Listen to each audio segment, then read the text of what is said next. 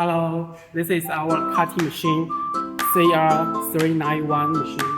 So this machine is our cutter. So after we print the label materials, so we can use this machine to cut the label. Let me show you. You can see click cut, and you can input X number, Y number, so to repeat to cut it.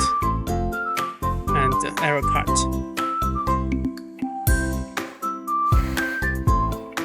This machine equipped with camera system here, so it will automatically locate the print position.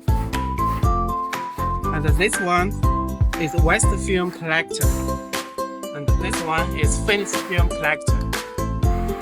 So you can collect the waste film at there, and the finished cut materials will be there. Here,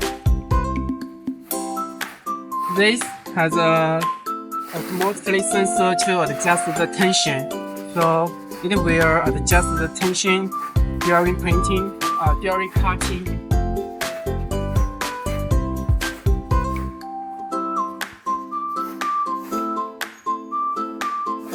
This is the cut speed adjuster.